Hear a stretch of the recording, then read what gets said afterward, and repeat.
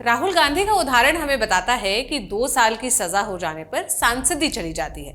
लेकिन अब हमारे सामने एक ऐसा उदाहरण भी है जो बताता है कि अदालतों के फैसलों से सांसदी जिस तरह जाती है उस तरह लौट भी आती है। हम बात कर रहे हैं एनसीपी सांसद मोहम्मद फैसल की। इनकी सांसदी जनवरी में गई थी, मार्च खत्म होते होते लौट आई है। सबसे पहले बताते हैं कि आखिर वो मामला क्या था। लक्षद्वीप से सांसद और एनसीपी नेता मोहम्मद फैसल और 3 अन्य लोगों को हत्या के प्रयास के एक पुराने मामले में 10 जनवरी 2023 को 10 साल की कैद की सजा सुनाई गई थी। मोहम्मद फैसल पर पूर्व केंद्रीय मंत्री पीएम सईद के दामाद और कांग्रेस नेता मोहम्मद सालिया पर हमला करने का आरोप था। कावरत्ती जिला न्यायालय ने यह सजा सुनाई थी। फैसल को कन्नूर जेल भी भेज दिया गया। 13 जनवरी को लोकसभा सचिवालय ने 1951 के representation of the people's act की धारा 8 के प्रावधानों के तहत फैसल की सदस्यता भी रद्द कर दी, ठीक उसी तरह जैसे राहुल गांधी की सदस्यता रद्द हुई थी। और 18 जनवरी को चुनाव आयोग ने लक्षद्वीप लोकसभा के लिए 27 फरवरी को उपचुनाव कराने की घोषणा भी कर दी।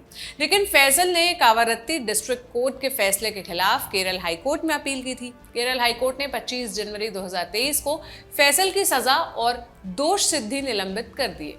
केरल हाईकोर्ट के जज बेचू कुरियन थॉमस ने कहा कि इस तरह का कदम महंगे चुनाव से बचने के लिए जरूरी है। यह भी तथ्य है कि इस तरह से महंगी चुनाव प्रक्रिया के बाद चुने गए उम्मीदवार का कार्यकाल केवल 15 महीने का होगा। हालांकि केरल हाईकोर्ट के इस फैसले के खिलाफ लक्षद्वीप प्रशासन का कहना है कि अगर सजा रद्द की गई तो समाज में गलत संदेश जाएगा। दोष सिद्धि का तो निलंबन हो गया, लेकिन उपचुनाव की घोषणा हो चुकी थी। ऐसे में मोहम्मद फैसल ने 19 जनवरी को उपचुनाव करवाने के चुनाव आयोग के आदेश के खिलाफ सुप्रीम कोर्ट में याचिका डाल दी।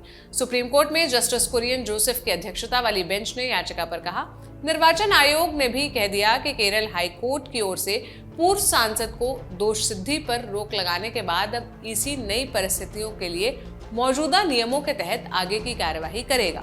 इस पर चुनाव आयोग ने कहा, केरल हाईकोर्ट से दोष सिद्धि पर स्टे लगाए जाने के बाद फिलहाल उपचुनाव की जरूरत नहीं रह गई। इस तरह फैसल की लक्षद्वीप लोकसभा सीट पर उपचुनाव तो रद्द हो गया, लेकिन मामला फैसल की अयोग्यता पर अटका था। इसके बाद केंद्रीय विधि मंत्रालय ने मोहम्मद फैसल की सदस्यता बहाल करने की आधिकारिक अनुशंसा भी जारी की, लेकिन लोकसभा सचिवालय से उनकी सदस्यता बहाली का नोटिफिकेशन आया नहीं। 24 मार्च को फैसल ने समाचार एजेंसी पीटीआई से कहा, लोकसभा सचिवालय हमें अयोग्य ठहराने में झट फैसला कर लेता है, लेकिन जब सदस्यता बहाल करने की बारी आती है तो ढीला पड़ जाता है, जबकि विधि मंत्रालय अपनी राय साफ कर चुका है। मैं जब भी सचिवालय से अपने केस के बारे में पूछता हूं, वो यही कहते हैं कि जल्द आदेश आ जाएगा, लेकिन वो तकरीबन 2 महीने से फाइल पर बैठे हुए हैं। अब मेरे पास अदालत का दरवाजा खटखटाने के अलावा कोई और रास्ता नहीं है। फैसल के वकील अभिषेक मनु सिंह भी सुप्रीम कोर्ट पहुंचे और लोकसभा सचिवालय की उन्होंने बतौर सांसद अयोग्य घोषित करने वाली अधिसूचना वापस नहीं लेने पर सचिवालय के खिलाफ याचिका दायर कर दी। मीडिया रिपोर्ट्स के मुताबिक 26 मार्च को अभिषेक मनु सिंघवी ने सुप्रीम कोर्ट से अनुरोध किया कि बुधवार 29 मार्च को मामले की सुनवाई की जाए। इस पर जस्टिस एम जोसेफ और जस्टिस बीवी नागरत्ना की बेंच ने फैसल के वकील से सवाल पूछा कि फैसल का कौन सा मौलिक अधिकार है जिसका उल्लंघन हुआ है। वकील का जवाब था कि सांसद मोहम्मद फैसल से उनके निर्वाचन क्षेत्र का प्रतिनिधित्व करने का अधिकार छीना गया।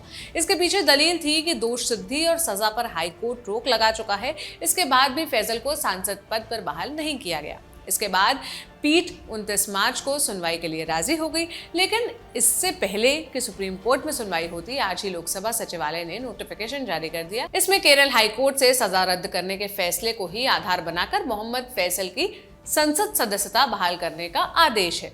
संसदी बहाल होने के बाद मोहम्मद फैसल का बयान भी आया। उन्होंने न्यूज एजेंसी एएनआई से कहा, फैसला आने में जो देरी हुई उसकी सराहना नहीं की जानी चाहिए। मेरी सदस्यता रद्द करने में जितनी तेजी दिखाई गई थी उतनी ही सदस्यता बहाल करने में दिखाई जानी चाहिए। मैं एक दूरस्थ इलाके से आता हूँ, उस इलाके के लोगों के लिए कोई दूसरा एमपी नहीं है, लेकिन मैं फिर भी लोकसभा सचिवालय और स्पीकर का धन्यवाद करता हूं कि कम से कम उन्हें अब एहसास हुआ कि जो उन्होंने किया उन्हें पहले ही कर देना चाहिए था। लाख रुपए का सवाल यह है कि क्या फैसल के मामले में जो हुआ उसके बाद राहुल गांधी की सांसदी बहाल होने की कुछ उम्मीद बढ़ी है? लेकिन अब तक राहुल ने उस कानूनी उपायों का इस्तेमाल नहीं किया है जो उनके पास मौजूद है। क्या इसके पीछे कांग्रेस की कोई रणनीति है? इन सवालों का जवाब हमारे साथी सौरभ और दिव्यांशी ने एक वीडियो रिपोर्ट में दिया है। उस रिपोर्ट का लिंक आपको डिस्क्रिप्शन में मिल जाएगा। आप वो देख सकते हैं। आपके लिए ये पूरी रिपोर्ट तैयार की मेरे साथी शिवेंद्र ने। मेरा नाम है सोनल। देश और दुनिया की तमाम खबरों के लिए देखते रहिए द लल्लन टॉप। शुक्रिया। सिर्फ 59 रुपए महीने में पाइए YouTube पर LT प्रीमियम। किसी भी प्लेटफॉर्म से 3 दिन पहले देखिए हमारे प्रीमियम प्रोग्राम जैसे guest in the news room, किताब वाला आदि। इसके अलावा बहुत कुछ। सब्सक्राइब करने के लिए लल्लन टॉप के YouTube चैनल पर जाकर क्लिक करें ज्वाइन बटन।